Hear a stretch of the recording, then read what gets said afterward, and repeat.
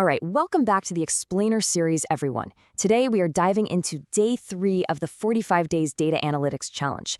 We're getting right into the absolute foundational building blocks of every single database, data types, and the create table statement. Let's figure out how this foundation is actually built. Think about this for a second. How does a database actually know the difference between your name, your age, and your joining date? I mean, if we just dumped all our raw data into a computer without any rules, it wouldn't be a database. It would just be complete and utter chaos. We wouldn't be able to search it, sort it, or do, well, any analytics on it whatsoever. We absolutely have to enforce some strict rules. And the solution to that data chaos comes down to our first core concept today, data types. You can kind of think of them like a bouncer at a club for your data. They are strict rules that tell SQL exactly what kind of information is allowed inside a specific column. So by using data types, we guarantee that names only ever use text, and age only ever uses numbers, and a joining date, while it absolutely must use a highly specific calendar date format. As you'll see in the source material, SQL categorizes all that information really logically. It basically drops our data into 3 main buckets: numeric, date and time, and character or string. It's incredibly straightforward. If you're storing a price or an ID, it goes into the numeric bucket. Logging when a transaction happened, that goes straight to date and time. And if you're storing an employee's first name, it drops right into that character and string bucket.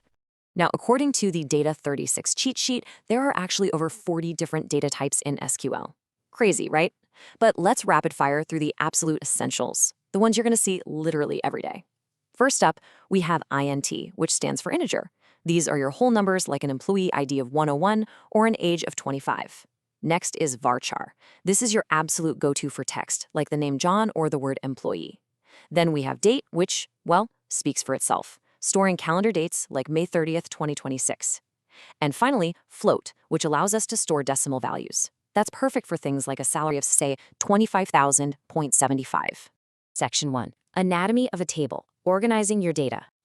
Okay, so now that we understand the micro pieces, the data types, we need to zoom out and look at the macro container holding them, the table. In this relation diagram from Geeks for Geeks, notice the vertical columns. We call these attributes or fields. Each of these vertical columns gets assigned one of those specific data types we just talked about. Then we have the horizontal rows, also known as tuples or records. Every single horizontal row represents one unique entry, like one specific student or one specific product. Let's look at a concrete example to really anchor this concept. In this mini student database, our columns have really specific rules. ID is an integer, name is text, age is an integer, and course is text. Now, where the row records and the column data types intersect, that is where the magic happens. Because the age column is defined as an integer, if we try to type the word 22, like actually spelled out in letters, into Manal's record, the database would reject it entirely. No way! It keeps our data exceptionally clean. Section 2. The create table statement. Writing your first schema. All right, enough theory. It is time to actually build this structure. And the syntax for this is wonderfully simple. It reads almost like plain English. Step 1, you just write the command, create table. Step 2, you give it a name, like students. Step 3, you open a pair of parentheses and you list out your column names right alongside their data types, separating each one with a comma. So it looks like student ID INT, comma, name varchar 50, comma, marks INT.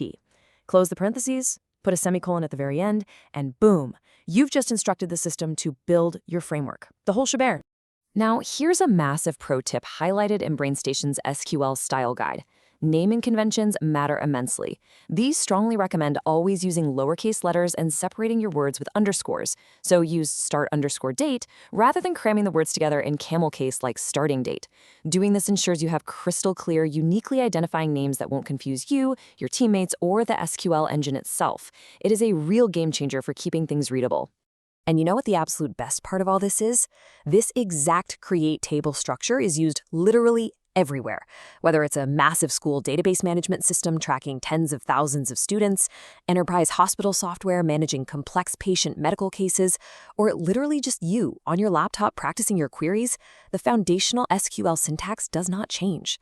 The code we're exploring right now in this explainer is the exact same code used by professional data analysts at top-tier companies every single day. So let's succinctly wrap up our key takeaways for today. First, data types set the rules and define the data.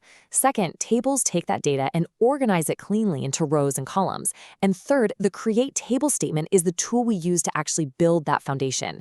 It's a simple, incredibly elegant system, but right now, our table is empty. So tomorrow, we are going to learn exactly how to populate these tables using the insert statement and how to view them using select. Before we officially wrap up, here is your Day 3 final boss task. Can you write the exact SQL query to create a students table with student ID as an integer, name as a varchar, and marks as an integer?